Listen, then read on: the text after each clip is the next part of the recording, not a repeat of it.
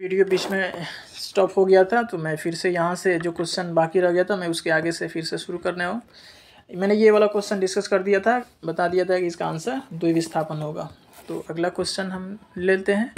कह रहा है सिलिकॉन क्या है। सिलिकॉन के बारे में पूछ रहा है। सिलिकॉन है तो ये धातु है या अधातु या उपधातु है, तो ध्यान रखना वो एक उपधातु है।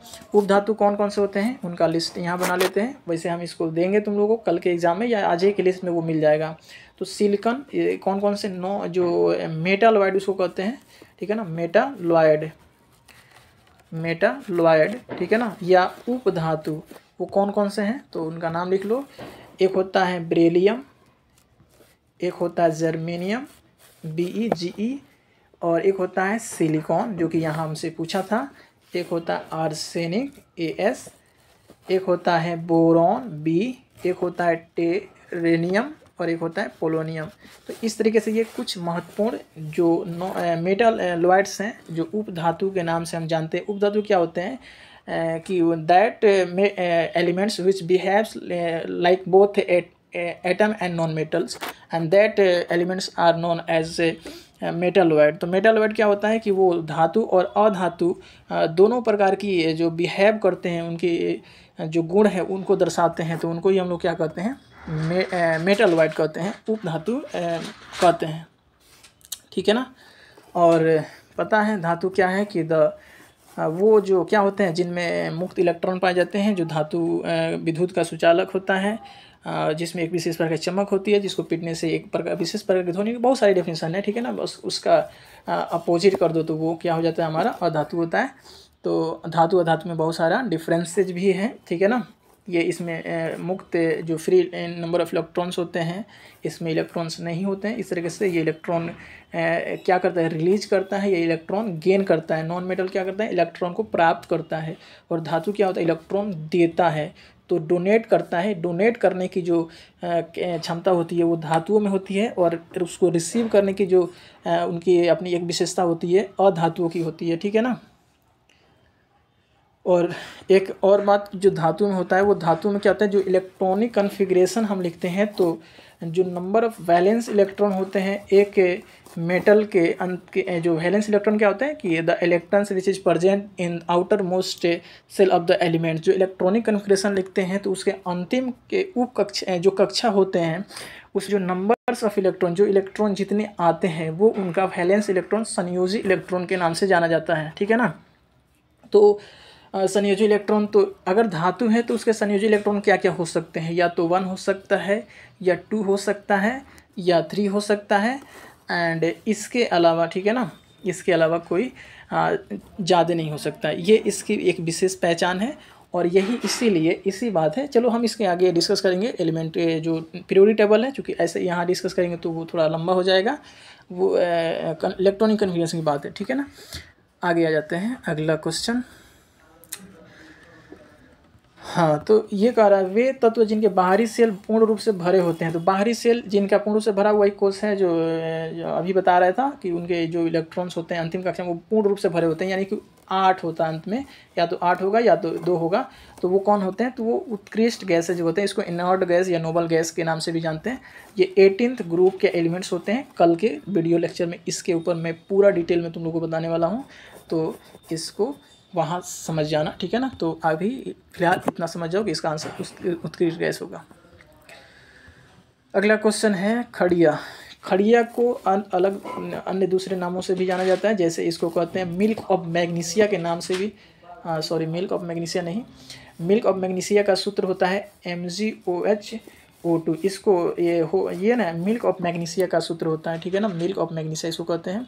हाँ, दूसरा नाम जो खड़िया का दूसरा सूत्र है, दूसरा नाम है वो है संगमरमर। संगमरमर इसका नाम है, संगमरमर कह लेते हैं, इसको खड़िया भी कहते हैं। और इसको हम लोग दूसरा नाम क्या देंगे, कैल्शियम कार्बोनेट भी कहते हैं, ठीक है ना। तो ये चीज़ें हैं।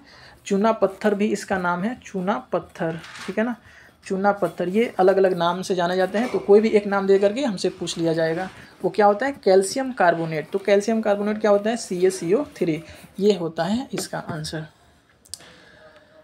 नेक्स्ट क्वेश्चन है कि निम्नलिखित में से कौन सबसे अधिक अम्लीय ऑक्साइड है? तो ध्यान देना, अम्लीय ऑक्साइड वो होता है जो अधातु होते हैं। नॉन मेटल के ऑक्साइड क्या होते हैं? नॉन मेटल के ऑक्साइड क्या होते हैं? वो एसिडिक होते हैं, अम्लीय होते हैं। तो यहाँ देखो तो कौन कौन मेटल है, कौन नहीं है।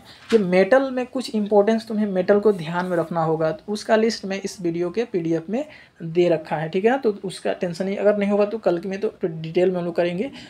तो यहाँ पर जो मेटल्स की बात करें, मेटल यहाँ सोडियम होता है, कैल्शियम होता है, मैग्नीशियम होता है। अगर ये पहचान अगर कर पा रहे हो तो तुम्हें बहुत सारी चीज़ें आसान हो जाएंगी एक्चुअल में, वहाँ एलिमिनेट करने में, ऑप्शन को एलिमिनेट करने में इजी हो जाएगा। तो यहाँ देखो अम्लीय ऑक्साइड पूछ रहा है, और अम्लीय ऑक्साइड किसका होता है? तो वो होता है अधातु का। तो चूंकि ये सब किसके ऑक्साइड हैं? ये तो धातु के हैं। इसका मतलब 3 ऑप्शन अगर हमारे यहाँ से एलिमिनेट हो जा रहे हैं, इसका मतलब ओनली 1 ऑप्शन जो रह जाता है वही उसका आंसर होगा। तो इसका करेक्ट आंसर ये याद रखना, और ये काफ़ी महत्वपूर्ण अम्लीय ऑक्साइड सल्फर डाइऑक्साइड SO2 है, ठीक है ना। अगला क्वेश्चन है एल्काइन का सूत्र, इसमें कौन सा एल्काइन है? तो याद रखना अल्केन होता है एक, इसके ऊपर भी मैं वीडियो बनाऊंगा कंसेप्ट वाला। अल्केन का जो सामान्य सूत्र होता है वो होता है CnH2n+2, ये होता है अल्केन का, ठीक है ना। तो अल्केन का सूत्र ये होता है। तो इसमें अगर देखो, अगर कार्बन यहाँ CH4 लिखा हुआ है, ये तो मीथेन है, सबको पता है। अगर एक कार्बन है तो उसका 2 एकम 2 और उसमें 2 जोड़ लोगे तो 2 एकम 2 + 2 C1 आ जाएगा, यानी कि 2 + 2 यानी 4 आ जाएगा। तो ये मीथेन है, ये इनका मतलब ये अल्काइन तो नहीं है। तो अल्केन का ये होता है। हम यहाँ इसमें क्वेश्चन के ही जो रिलेटेड हम कंसेप्ट समझ रहे हैं, इसके अलावा मैं बाद में इसको ऊपर बताऊँगा। एल्केन और अल्काइन ये सब जो होते हैं ना वो बाद में करूँगा। अगला क्वेश्चन है अल्काइन, एल्काइन ध्यान देना, एल्काइन मेथ का मतलब होता है 1 कार्बन, एथ का मतलब होता है 2 कार्बन, प्रोप का होता है 3 कार्बन, ब्यूट का होता है 4 कार्बन, पेंट का होता है 5 कार्बन। इस तरीके से आगे बढ़ेंगे। तो एथ तो पहले वो देख लो कि जो एक सिंगल कार्बन है वो उसको पहले ही ख़त्म कर दो, वो एक तो होगा नहीं। तो चूंकि पहले वाले में तो 1 कार्बन दे रहा था, ये आंसर नहीं होगा। अब है कि अल्काइन, चलो हम बता लेते हैं इसका फार्मूला क्या होता है, जनरल फार्मूला। तो वो होता है CnH2n-2, ऐसा करके देख लो, फिर कौन आ जाएगा? या तो नहीं होगा, 2 करोगे तो ये तो 0 हो जाए, 2 दूनी अरे सॉरी यही होगा आंसर। 2 करोगे 2 दूनी 4 -2 आंसर आ गया हमारा 2, ये नहीं होगा, ठीक है ना। ऑप्शन C C2H2 यही अल्काइन है। हाँ एक बात और अल्काइन से जुड़ा हुआ बता दें, अल्काइन वो होता है, ठीक है ना, ये हाइड्रोकार्बन का एक प्रकार है जिसमें क्या होता है 2 कार्बन के बीच ट्रिपल बॉन्ड्स होते हैं। नंबर ऑफ बॉन्ड्स जो होते हैं वो 3 होते हैं, ठीक है ना, ये याद रखना, ये इसीलिए इसका नाम अल्काइन होता है। अगला क्वेश्चन है, कह रहा है कि ये वाला देखो, ये काफ़ी ज़बरदस्त क्वेश्चन है। CH3OC2H, ये एक्चुअल में एक याद रखना जो ग्रुप्स होते हैं, कुछ ग्रुप के ऊपर भी मैं वीडियो बनाऊंगा ज़रूर एग्ज़ाम से पहले। जितने भी एग्ज़ाम में बस तुम लोग इससे मुझे फॉलो कर लो, बस जितने इस एग्ज़ाम से पहले इस YouTube चैनल पर जितने भी वीडियो डलेंगे उनको बस एक बार देखना, एक भी क्वेश्चन नहीं रहेगा जो तुमसे बचेगा एग्ज़ाम में। तो यहाँ पर जो पहला ग्रुप जहाँ जो क्वेश्चन दिया वो मैं बात कर रहा हूँ, ठीक है ना। ये जो ग्रुप दिया हुआ है, ग्रुप्स होते हैं पता है, अल्कोहल होता है OH, कार्बोक्सिलिक एसिड ग्रुप जो होता है COOH का होता है। उसी तरीके से ये वाला जो दिया ये ईथर है। ईथर क्या होता है कि ऑक्सीजन होता है, हम जानते हैं कि ऑक्सीजन कितने बॉन्ड्स बनाते हैं, नंबर ऑफ बॉन्ड्स इसके जो होते हैं वो 2 होते हैं। 2 बॉन्ड बॉन्ड कर हाफ बॉन्ड ही है, और मतलब कि इसके 2 एक तरह से हैंड कहते हैं, 2 हाथ कह सकते हो। ये 2 लोगों को पकड़ के रख सकता है, ये इसकी शक्ति, यानी ये 2 हाथ वाला, जैसे हम लोग 2 हाथ वाले व्यक्ति है ना, वैसे ये भी 2 हाथ के ये व्यक्ति एक, ठीक है ना, ऑक्सीजन ये 2 लोगों को पकड़ के रखता है। तो इधर क्या पकड़ता है, तो वो अल्काइल पकड़ता है, अल्काइल होगा, ठीक है ना। अल्काइल क्या होता है, अरे अल्केन में से एक हाइड्रोजन को माइनस कर लो, वो जो आता है वो हमारा अल्काइल होता है, ठीक है ना। तो यहाँ अब चलो देख लेते हैं, दोनों तरफ पकड़ा हुआ है ना, देखो। अब बताओ एक कार्बन का क्या होता है, मिथाइल, और 2 कार्बन का क्या होता है, इथाइल। तो आंसर ढूंढ लो, और क्या होता है, methyl ethyl ether, methyl ethyl ether या इथाइल मिथाइल, जो भी देख लो। ऑप्शन कौन सा है, बी इथाइल, अरे इथाइल को कहो इथेल, इथेल मिथिल इथर, तो इसका आंसर क्या होगा, बी। अगला क्वेश्चन नंबर 40 है, वैसे तो हम लोग का 40 नहीं है। निम्नलिखित में से कौन ईंधन के रूप में इस्तेमाल किया जाता है, ईंधन के रूप में ध्यान देना, ईंधन के रूप में। तो ये थोड़ा सा क्या दे रहा है, प्रोपेनॉल, एथेनॉल और इथेनोइक अम्ल। तो ये अल्कोहल, ये तो पहले दिया है, अल्कोहल का 2 है प्रोपेनॉल, और इथेनोइक एसिड है, ये क्या है, एसिड है, कौन सा, कार्बोक्सिलिक एसिड, COOH। तो इसका आंसर इनमें से सभी हो जाएगा, ठीक है। चलो next question, sodium hydroxide zinc के साथ अभिक्रिया करके क्या बनाता है? तो जो लिख लो यहाँ पर, वैसे इसका आंसर बी होगा, लेकिन इसको मैं बता देता हूँ कैसे बनता है। सॉरी, यहाँ सोडियम है ना, तो NaOH प्लस Zn, इसका जो रिएक्शन होता है वो Na2ZnO2 प्लस H2 होता है। संतुलित करने के लिए, बैलेंस करने के लिए इसमें 2 से गुना कर देना, ये ऑटोमेटिकली ये क्या हो जाएगा, बैलेंस हो जाएगा। इसको मैंने, अगर हमसे मेरा जो ऑफलाइन क्लास चल रहा था उसमें जो लोग इसको पढ़े होंगे उनको पता होगा, उसको मैंने वहाँ लिखवाया हुआ है एक क्वेश्चन करके, ठीक है ना। तो वहाँ पर इसको हमने वहाँ कि इसको याद रखना, ये काफ़ी बार पूछा जाता है एग्जाम में, तो ये आ भी गया है, देख लो। तो अगला देखो, नेक्स्ट वही क्वेश्चन जो सबसे महत्वपूर्ण सवाल है। धोबिया सोडा, अभी बात करा तो धोबिया सोडा, धोवन सोडा, देखो ठीक है ना, अभी बताया था Na2CO3 10H2O, ठीक है ना। तो इसमें ज़्यादा देर नहीं लगाते हैं, अगला क्वेश्चन ले लेते हैं। अम्लराज, देखो अम्लों का राजा शाह तेजाब इसके नाम से जानते हैं, एक्वेरेजिया भी कहते हैं, यहाँ लिखा हुआ भी होगा, देखो यहाँ एक्वारेजिया। अम्लों का, इसको बादशाह कहा जाता है, अम्लों का बादशाह। ये अम्ल ऐसा इतना शक्तिशाली होता है कि जानते हो कि सोना क्या होता है, जो हम लोग अब समझते ही एक्चुअल में AU औरम, इसको गला देता है, ये इतने शक्तिशाली होता है, ठीक है ना। तो इसका आंसर क्या हो जाएगा, पहले ये देख लेते हैं। मैंने अपने ऑफलाइन क्लासेस में बताया था इसको याद करने का तरीका। ये देखो HNO3, ये ठीक है ना, नाइट्रिक अम्ल है, और HCl हाइड्रोक्लोरिक एसिड है, यानी हाइड्रोक्लोरिक ये क्या है, अम्ल है, ठीक है ना। तो इसमें क्या होता है, अनुपात देखना, अनुपात में बहुत बार कन्फ्यूजन हो जाएगा तुम लोगों को कि 1:3 रहेगा, 3:1 कौन सा याद करें, बहुत बार कन्फ्यूजन हो जाता है। तो कन्फ्यूजन दूर कर लेते हैं आज, क्या कर लेंगे, बस जिधर 3, और देखो पहले किसी का भी रख सकता है, हो सकता है पहले HCl दे दे, फिर बाद में SNO3 दे दे, तो पहले ये दे दे, तो ये मतलब जो पहले होगा उसके हिसाब से हमें सोचना है। तो वो कैसे सोचेंगे, जिधर जो पहले होगा उसके लिए, अगर ये पहले है तो 3 है ना, जिधर 3 होगा उधर 1 लिखना है, जिधर 3 होगा उधर 1 लिखेंगे, और जिधर 1 है उधर 3 लिख देना है, बस आंसर आ जाएगा। तो यहाँ चूंकि पहले HNO3 है तो इसका आंसर A हो जाएगा। बस यही ट्रिक है, याद रखना, जिधर इसमें 3 होगा उधर 1 रखना है। अरे जिसके पास पहले से ही उसको क्या देना है, जिसके पास नहीं है उसको दो ना, तो ये 3 दे दो, जिसके पास नहीं है, HCl के पास नहीं है, 3 दे दो, उसको बराबर कर लो, आंसर A। अगला क्वेश्चन है, किसी अभिक्रिया में भाग लेने वाले पदार्थ कहलाते हैं, ये पता है तुम लोगों को, अभिकारक, जो इसका रिएक्टेंट होते हैं, और अभिक्रिया के बाद जो बनता है उसको क्या कहते हैं, प्रोडक्ट कहते हैं, ठीक है। कौन सा अम्लीय ऑक्साइड है, फिर वही सवाल आ गया, बाकी सब देखो धातुक ऑक्साइड है, और अम्लीय ऑक्साइड वो होता है जो अधातुक ऑक्साइड होते हैं। तो देखो यही क्वेश्चन दोबारा रिपीट कर दिया, देख लो ऑप्शन, बाकी 3 ऑप्शन अलग है लेकिन है तो सल्फर डाइऑक्साइड ही ना, इसलिए बोला था बहुत ही ज़्यादा महत्वपूर्ण रहने वाला है ये क्वेश्चन। हाँ, निम्नलिखित में से कौन सा बता, जलीय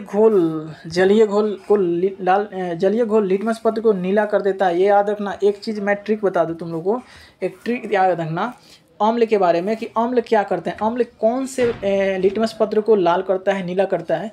एक शब्द याद रखना अम्ल के लिए, मैंने अपने ऑफलाइन क्लासेस में जो पढ़ा वो पता है, उसको पता लग गया होगा कि हम क्या बोलने वाले हैं, ठीक है ना। तो वो शब्द है, एक लड़का का नाम है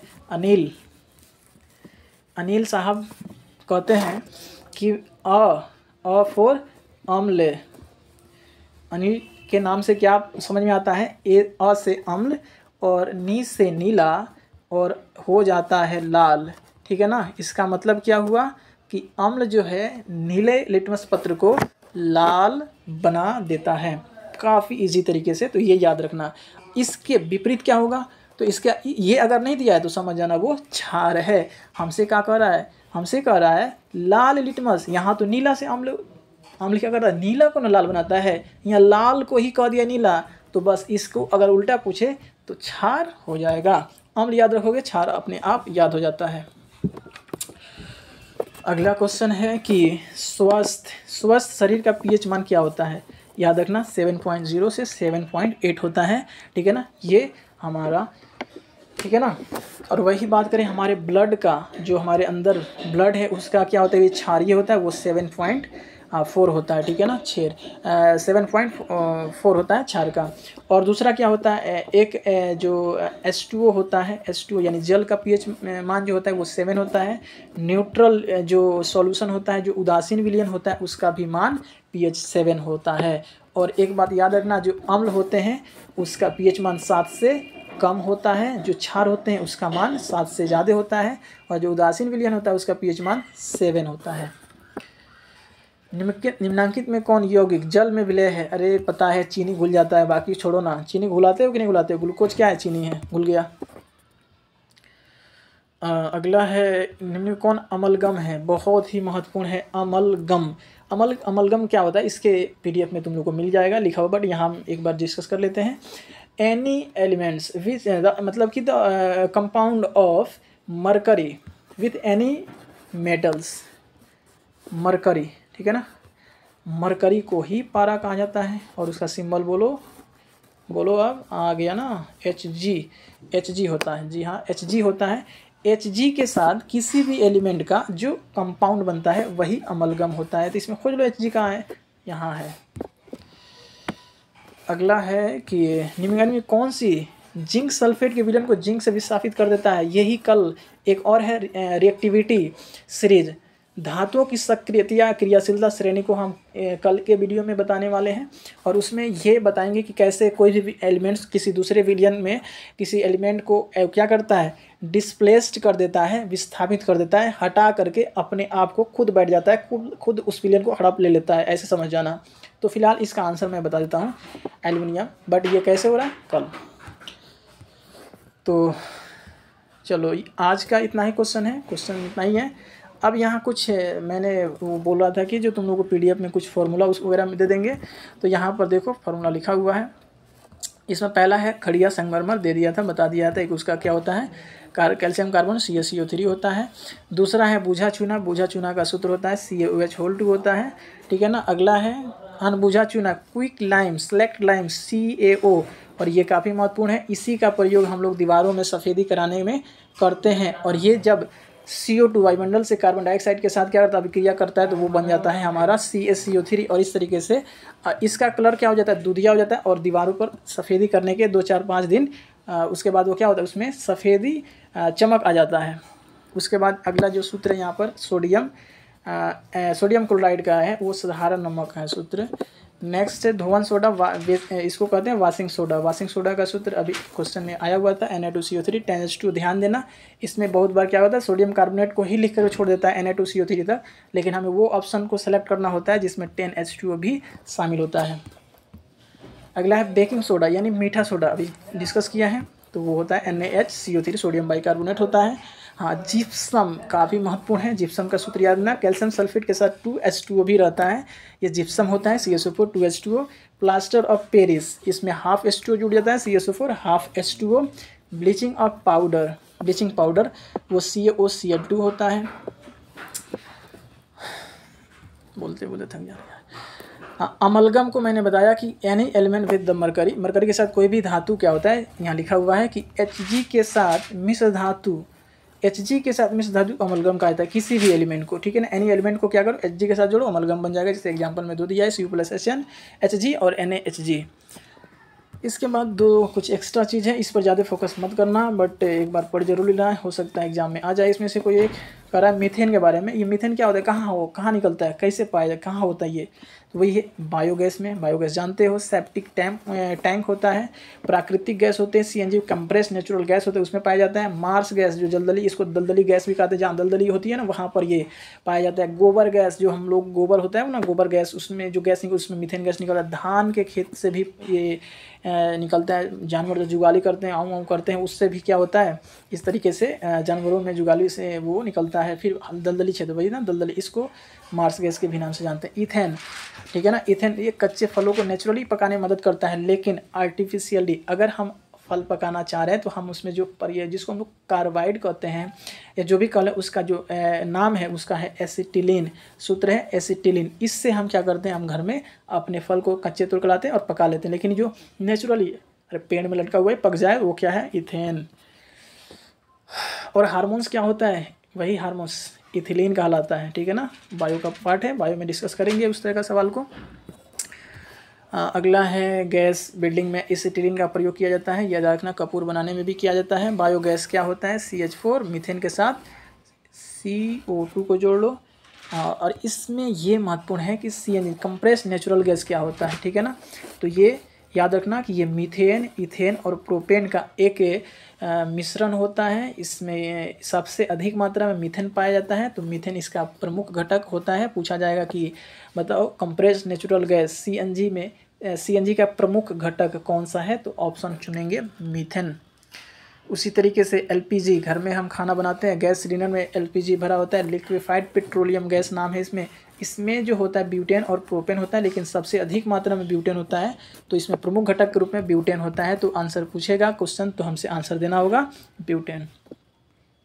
इसमें जो महक होती है, कभी गैस हम घर में खाना बना रहे होते हैं तो उसमें जो गंध निकलती है, जो उसमें स्मेल होता है, वो किसके वजह से होता है, तो इथाइल मरकैप्टेन की वजह से। इथाइल मरकैप्टेन होता है वो जो हमें गंध के रूप में स्मेल करता है, ठीक है ना। सिगरेट में क्या, सिगरेट जो लाइटर हम जलाते हैं सिगरेट, उसमें ब्यूटेन ही रहता है, ठीक है ना। जो उसमें भरा रहता है गैस, ब्यूटेन भरा रहता है। अब इसके बाद जो अगला है वो ये याद रखना, कोल गैस का CO + CH4 और H2 कहेगा। अब ये वाली जो चीज़ मैंने यहाँ लिखा हुआ है, ये कल के वीडियो में तुम लोगों को और डिटेल में मिलेगा, लेकिन फिलहाल जो लिखा है उसको बता देते हैं। पूरे पीरियोडिक टेबल में, in the whole periodic table, ठीक है ना, उसमें जो लाइटेस्ट एलिमेंट होता है, जो सबसे हल्का जो तत्व होता है, वो क्या होता है, हाइड्रोजन होता है। हाइड्रोजन एक अधातु है, ठीक है ना। इसका जो एटॉमिक नंबर होता है 1 होता है, और परमाणु द्रव्यमान भी क्या होता है, 1 होता है। लेकिन the only elements which has no number of, इसमें कोई भी न्यूट्रॉन्स नहीं होते हैं। एक लौता ऐसा तत्व है पूरे पीरियोडिक टेबल में, इसलिए एक खास है, ये खास है। कुछ लोग खास होते हैं, वैसे ये भी खास है। तो यहाँ लिखा हुआ है कि किसी भी तत्व में वो कौन सा तत्व, किस तत्व में न्यूट्रॉन नहीं पाया जाता है, तो वो है हाइड्रोजन। हाइड्रोजन के 3 समस्थानिक होते हैं, इसको कहते हैं प्रोटियम, ड्यूटेरियम, ट्राइटियम, ठीक है ना। 1H1 1H2 इसी को D कहते हैं, या 1H3 को T कहते हैं, ट्राइटियम। और ड्यूटेरियम के जो ऑक्साइड बना जाता है, oxide deuterium, oxides of deuterium होता है भारी जल, जिसको शीतलक मंदक के रूप में ये प्रयोग किया जाता है, ठीक है ना। D2O सबसे हल्का अक्रिय गैस की बात करें तो वो हीलियम होता है सबसे हल्का हीलियम। अक्रिय गैस की बात है, ये होल टेबल की बात नहीं कर रहा, अक्रिय gas, inert gas, noble gas की बात कर रहा है तो वो हीलियम होगा। और सबसे भारी इनर्ट गैस की बात करेगा तो वो रेडन होगा। बोलो अब नंबर बता दो, नंबर क्या होता है, मोबाइल नंबर 2, बोलो 2, helium, neon, argon, krypton, xenon, radon.